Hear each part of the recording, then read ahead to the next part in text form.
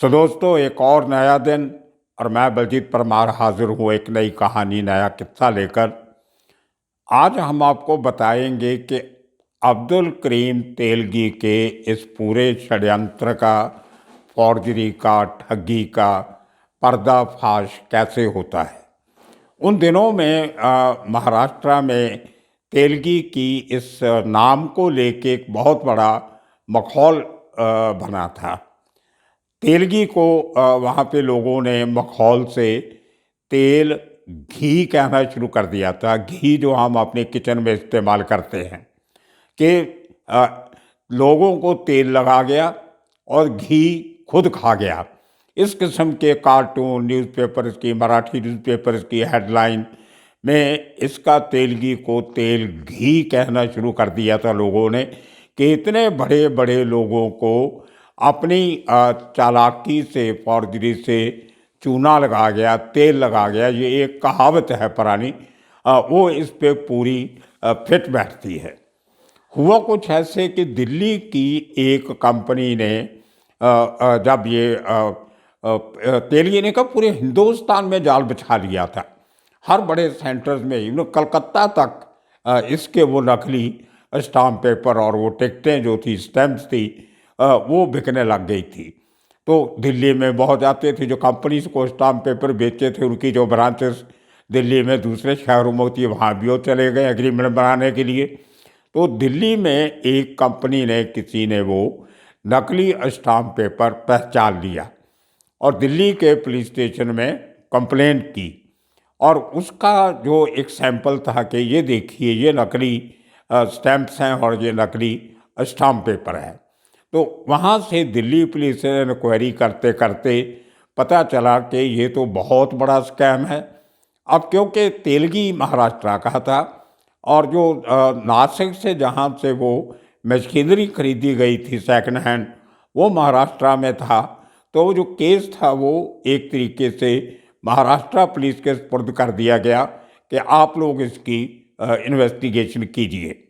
क्योंकि तब तक ये स्कैम बड़ा बड़ा बड़ा होते जा रहा था। तो महाराष्ट्र सरकार ने, जो महाराष्ट्र की एक क्राइम इंटेलिजेंस डिपार्टमेंट है, CID, जिसका ऑफिस उस ज़माने में पूना में हुआ करता था, एक IG रैंक के ऑफिसर उसको हेड किया करते थे उस ज़माने में, तो उसके सुपुर्द कर दिया। जो बड़े क्राइम्स होते थे उनको CID को दे दिया जाता था। तो CID क्राइम भी उसको कह देते थे। तो वहाँ पे ये केस ट्रांसफ़र होता है। उस ज़माने में उसके जो हेड हुआ करते थे वो RH शर्मा थे। उनके नीचे SM मुशर्रफ SP रैंक के थे शायद उस ज़माने में। मुंबई में भी DCP रहे हैं मुशर्रफ साहब। उनके एक भाई MLA भी थे। और मुशर्रफ साहब को आप जानते होंगे इसलिए कि उन्होंने एक बहुत ही कंट्रोवर्शियल किताब लिखी हेमंत करकरे के उस शहादत के बाद, जिसका नाम था हु किल्ड करकरे। बहुत चर्चा में रही है वो किताब, विवादों की वजह से भी और एक सेंसिटिव सब्जेक्ट होने की वजह से भी। तो वो SM मुशर्रफ तभी क्राइम ब्रांच में थे वहाँ पे, स्टेट क्राइम डिपार्टमेंट में, और उनके साथ एक KCP थे, AC बोलानी। तो ये जब इंक्वायरी करते करते SM मुशर्रफ को इस बात का पता चला कि ये बहुत बड़ा स्कैम है और इसकी बहुत सीरियसली तहकीकात होनी चाहिए। लेकिन उनको कहीं ना कहीं उनकी रिपोर्ट में लिखा गया कि मेरे कुछ सीनियर और मेरे कुछ जूनियर ऑफिसर इस इन्वेस्टिगेशन को लॉजिकल एंड तक पहुंचाने में दिक्कत डाल रहे हैं। उन्होंने एक लंबी चौड़ी रिपोर्ट सरकार को पेश की कि देखिए, मैं इस स्कैम को ऐसे देखता हूँ, लेकिन मेरे सीनियर मुझे काम नहीं करने देते। तो उस चक्कर में जब जो डिस्प्यूट बढ़ता गया, पुलिस की आपसी लड़ाई शुरू हो गई, तो सरकार ने एक जो SIT का गठन किया। वो SIT के इंचार्ज थे सुबोध जायसवाल, जो बाद में महाराष्ट्र के DG बने, पुलिस कमिश्नर भी बने, DG बने, और आजकल वो CBI के डायरेक्टर हैं।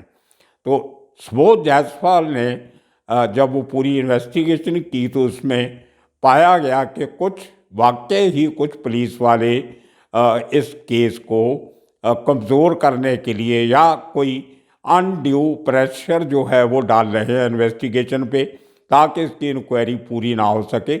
उनमें एक और ऑफिसर थे डीआईजी रैंक के, श्रीधर बघेल। श्रीधर बघेल भी बॉम्बे में पहले सर्विस करके गए थे। 97 में जब मेरे ऊपर अटैक हुआ तो मेरे उस हल्के के ये एडिशनल का कमिश्नर हुआ करते थे, तो वो अच्छी तरह जानता था उनको भी मैं। तो इन लोगों के खिलाफ एक एसआईटी ने रिपोर्ट दाखिल की, लेकिन उसके पहले वो इन्वेस्टिगेशन चलते चलते इन लोगों को अरेस्ट किया गया। पहली बार हुआ महाराष्ट्र पुलिस की हिस्ट्री में जब IPS officer, additional DG, IG rank के ऑफिसर, उनको एक स्कैंडल में सस्पेंड किया गया और उनको अरेस्ट किया गया। उनमें आर एस शर्मा, श्रीधर बघेल और एक डीसीपी थे प्रदीप सावंत। तो ये 3 लोग खास, और एसी बोलानी। तो इस किस्म से करते करते बहुत बड़ा स्कैंडल, एक तरफ तो सिक्योरिटी स्टैम्प पेपर का स्कैंडल, दूसरी तरफ पुलिस वालों की सो कॉल्ड कथित मिली भगत का स्कैंडल। तो इसको लेके in the mean time court में ये प्रोसीडिंग्स चलती रही। उसमें कुछ लोगों को जमानत मिल गई, कुछ लोगों को जेल में रहना पड़ा। उनमें श्रीधर बघेल एक ऐसे ऑफिसर थे जिनको काफ़ी लंबा समय वो जो जेल थी, बेल नहीं हो सकी, वो काटनी पड़ी। और वो मुंबई के जेल में रहने की बजाय कुछ उनको तकलीफ़ हुई, तो उन्होंने अपने आप को मेडिकल ग्राउंड पे मुंबई के नानावटी हॉस्पिटल में एडमिट करवा लिया। तकरीबन 1.5 साल से ज़्यादा वो आईपीएस ऑफिसर हॉस्पिटल में ही इलाज करवाते रहे, जेल वापस नहीं गए। मुझे नहीं लगता इतना लंबा समय लगातार हॉस्पिटल में कोई और आईपीएस ऑफिसर पूरे हिंदुस्तान में रहा होगा। प्राइवेट सिटीज़न बहुत हैं, जिनमें बड़े बड़े बिजनेसमैन, इंडस्ट्रियलिस्ट, काफ़ी लोग हैं जो अभी भी जेल में नहीं जाते, लेकिन सालों भर दर महीनों दर महीने, साल दर साल हॉस्पिटल में रहते हैं, कभी एक में कभी दूसरे में। खैर, तो उसी दौरान जब नासिक की सिक्योरिटी प्रिंटिंग प्रेस के स्टाफ से इन्वेस्टिगेशन की गई, जहाँ से पूरी बात सामने आई, उनमें एक जो जिस शख्स का नाम आया उसका कुछ स्टाफ पकड़े भी गए नेशनल सिक्योरिटी प्रेस के।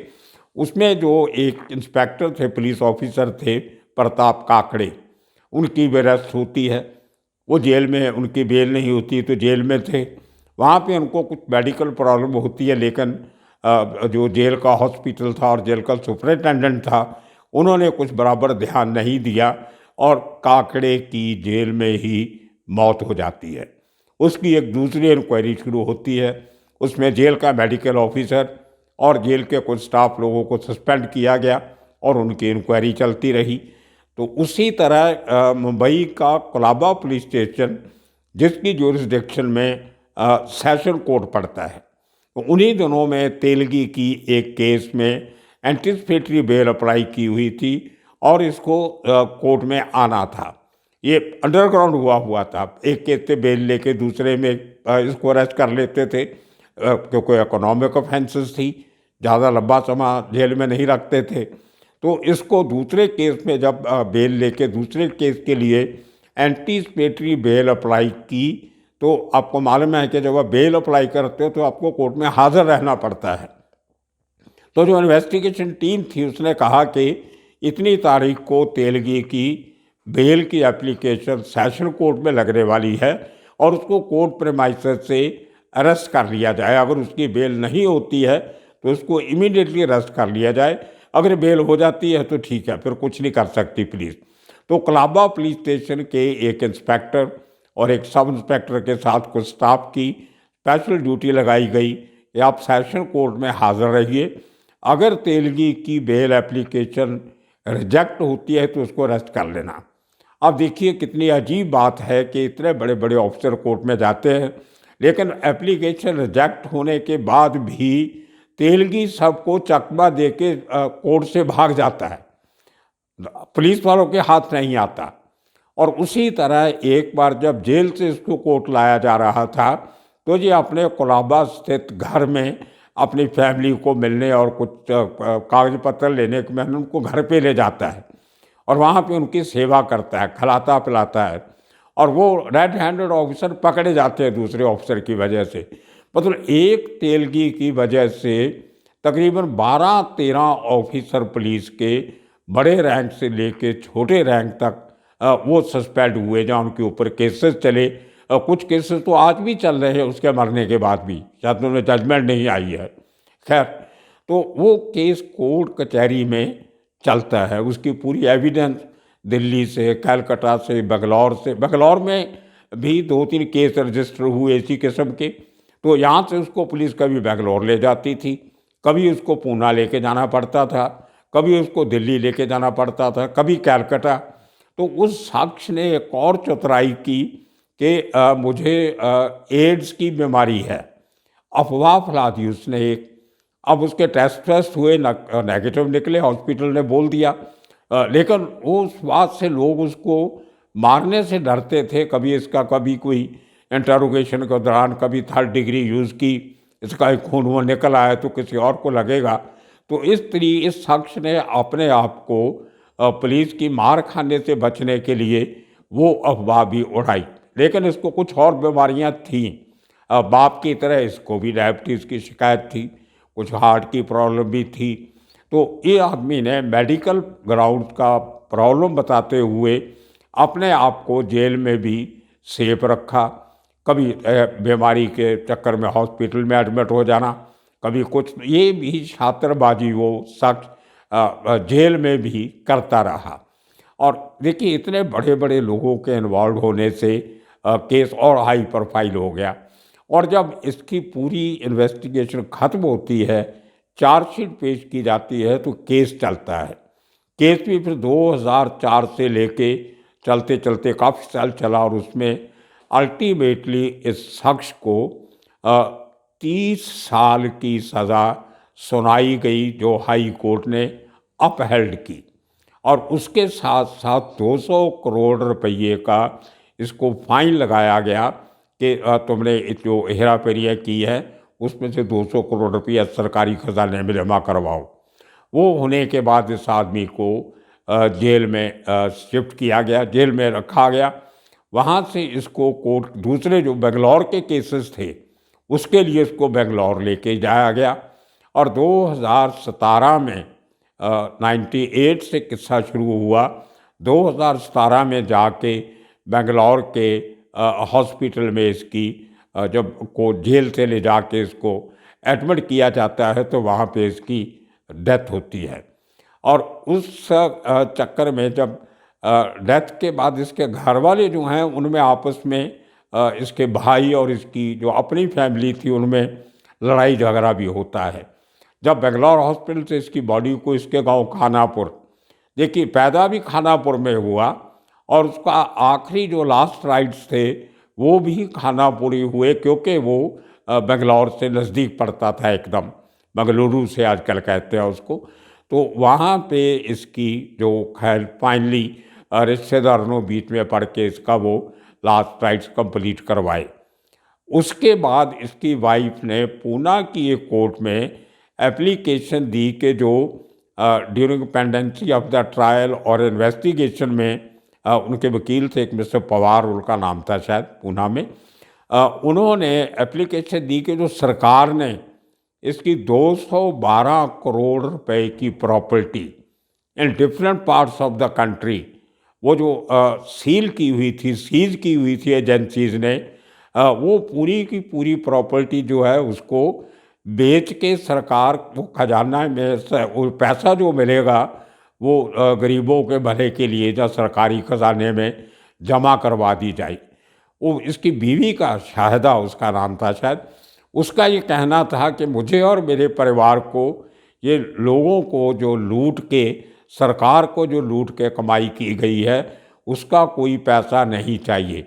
लेकिन उसके पहले जब ये बाहर था और इतने पैसे कमा रहा था तो इसने अपने इलाके में काफ़ी अच्छे काम भी किए।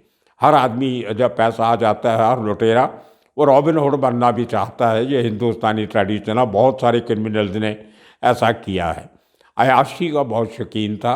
मैंने पहले एक किस्से में आपको बताया था कि तरन्नुम जो बहुत बड़ी बार डांसर हुई है मुंबई की, जिसके ऊपर इनकम टैक्स की रेट हुई थी, बहुत लंबा चौड़ा हिसाब निकला था। पहले दीपा बार में डांस करती थी, बाद में टोपाज बार में जो सेंट्रल मुंबई में है वहाँ पे वो डांस किया करती थी। तो तरन्नुम को डांस करते हुए देखने के लिए, एंजॉय करने के लिए शख्स ने 93 लाख रुपया एक रात में उड़ा दिया उस बार में, उस बार डांसर पे। इतनी अय्याशी का इस शख्स को शौक था। कोई हराम का पैसा है, खून पसीने की कमाई तो है नहीं, और अल्टीमेटली मरा तो फिर खाली हाथ।